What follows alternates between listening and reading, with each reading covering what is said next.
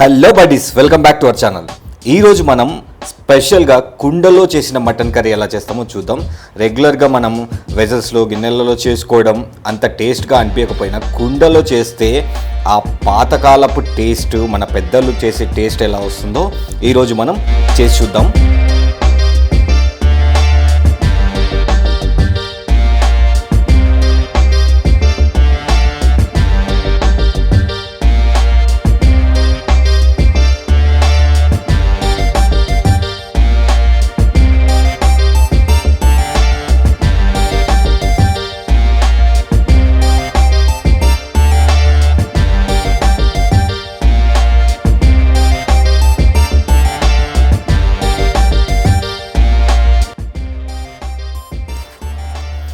ఇక్కడ నేను ఒక ½ కిలో మటన్ తీసుకున్నానండి. దాన్ని బాగా 2-3 సార్లు వాటర్లో కడుక్కున్న తర్వాత ఇక్కడ బాగా నీట్గా శుభ్రం చేసుకున్న తర్వాత నేను ఒక 1 టేబుల్ స్పూన్ పసుపు తీసుకున్నానండి. తర్వాత 1½ టేబుల్ స్పూన్ సాల్ట్ తీసుకున్నానండి. ఆ సాల్ట్ కూడా మీ రుచికి తగ్గట్టు వేసుకోవచ్చు. ఇక్కడ సాల్ట్ తీసుకున్న తర్వాత ఒక 3 టేబుల్ స్పూన్స్ మన దేశీ కారం, అంటే ఇంట్లో చేసుకున్న కారం చేసుకొని మిక్స్ చేసుకున్నాను. అలాగే అల్లం వెల్లుల్లి పేస్ట్ కూడా ఇంట్లోనే తయారు చేసుకున్నానండి. ఒక చిన్న సైజు నిమ్మకాయంత అల్లం వెల్లుల్లి పేస్ట్ కూడా వేసుకొని కారం వేసుకున్న తర్వాత ఇందులో ఇప్పుడు ఒక 1 టేబుల్ స్పూన్ ధనియాల తర్వాత ఒక 2-3 రెమ్మలు కరివేపాకు తీసుకున్నానండి. తర్వాత ఒక బిగ్ సైజ్ ఆనియన్స్, ఒక 2 ఆనియన్స్ తీసుకొని కట్ చేసుకొని ఇలా చిన్న ముక్కలుగా కట్ చేసుకొని అందులో వేసేసుకున్నాను. లైట్గా ఒక 1-1½ టేబుల్ స్పూన్ ఆయిల్ వేసుకొని బాగా మిక్స్ చేసుకుందాం. ఎందుకంటే మనకి ఇప్పుడు మసాలాలు ఇవన్నీ బాగా పడతాయండి ఇలా మిక్స్ చేసుకున్నప్పుడు. సో ఇలా మిక్స్ చేసుకొని ఒక 10 to 15 మినిట్స్ మనము మ్యారినేట్ చేసుకొని పక్కన పెట్టుకుంటే ప్రతి పీస్కి మనం కలిపిన మిశ్రమం అంతా కలుస్తుందండి. సో ఇలా కలుపుకున్న తర్వాత ఒక 15 మినిట్స్ పక్కన పెట్టి ఇప్పుడు మనం కుండని మన స్టవ్ పైన పెట్టుకొని లో ఫ్లేమ్లో పెట్టుకోండి. బికాస్ కుండ హై ఫ్లేమ్లో పెడితే అది పగిలిపోయే ఛాన్సెస్ ఉంటాయి. సో అది మట్టి కుండ కాబట్టి జస్ట్ లో ఫ్లేమ్లోనే మనం కుక్ చేసుకుందాం. సో కుండ పెట్టుకున్న తర్వాత మనం స్టవ్ ఆన్ చేసుకొని ఒక 1 to 2 table spoons, already oil కొంచెం వేసాం కాబట్టి ఒక 1½ టేబుల్ స్పూన్స్ సరిపోతుంది ½ కిలోకి.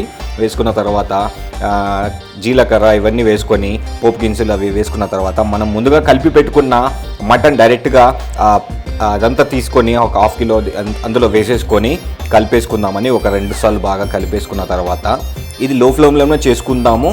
ఇది ఒక 15 to 20 మినిట్స్ చాలండి. లో ఫ్లేమ్లో మనం ఆ కుండ మూత పెట్టేసి అది ఉడకనివ్వండి అండ్ వాటర్ ఆయిల్ సపరేట్ అయ్యేంత వరకు అలా ఉడకనిద్దామండి.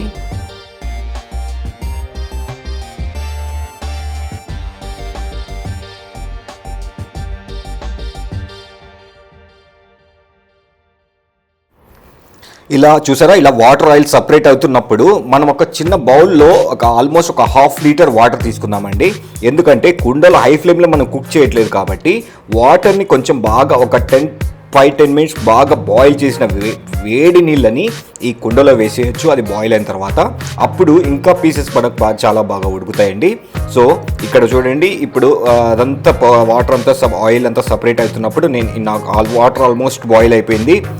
సో ఈ బాయిల్ అయిపోయిన వాటర్ని నేను తీసుకొని ఇప్పుడు అందులో మిక్స్ చేసుకుంటాను. ఎక్కువ వద్దండి, జస్ట్ ఒక ½ లీటర్ వాటర్ చాలు. అవి బాగా మరిగిన తర్వాత ఇందులో కుండలో వేసేసుకొని మళ్ళీ మూత పెట్టేసుకుందాము. మూత పెట్టేసుకొని జస్ట్ ఇంకొక 5 to 8 మినిట్స్ ఉడికితే చాలండి కర్రీ. సో మన కర్రీ రెడీ అయిపోతుంది. ఇది ఏంటంటే ఈజీగా, అంటే ఎక్కువ ఐటమ్స్ వాడకుండా, ఎక్కువ అసలు జనరల్గా దొరికే సామాన్లతో ఐటమ్స్తో బ్యాచిలర్స్ అయినా సరే, అసలు వంట రాని వాళ్ళైనా సరే ఈజీగా చేసుకోవచ్చు. జస్ట్ మీరు తెచ్చుకోవాల్సిందంతా ఒక కుండ మాత్రమే. సో ఈజీగా టేస్ట్ అనేది చాలా డిఫరెంట్గా వస్తుంది, మీకు దేశీ స్టైల్లో టేస్ట్ వస్తుందండి. సో ఇలా ఇప్పుడు వాటర్ వేసిన తర్వాత ఒక 15 మినిట్స్ వరకు, నేను 10 మినిట్స్ వరకు ఉడికించిన తర్వాత ఇప్పుడు అదంతా మీకు కనిపిస్తుంది కదా వాటర్. సో ఇక్కడ ఒక 1½ table spoon 2 table spoons garam masala వేసి కొత్తిమీర చల్లుతున్నానండి. అలా కొత్తిమీర చల్లుకున్న తర్వాత మూత పెట్టి జస్ట్ 2 మినిట్స్ అది చేసేయండి. మన మటన్ కర్రీ రెడీ అయిపోయింది. సో ఇది రైస్లో కానీ రోటీలో కానీ, మెయిన్గా రైస్లో అయితే సూపర్ టేస్ట్ వస్తుందండి. అలా సలాడ్ వేసుకొని ఆనియన్స్ విత్ నిమ్మకాయతో ఆ మటన్ కర్రీ తింటూ ఉంటే అవసరం అంటే అవసరం అండి. మీరు కూడా ట్రై చేయండి. ట్రై చేసి ఎలా ఉందో కామెంట్ బాక్స్లో మెన్షన్.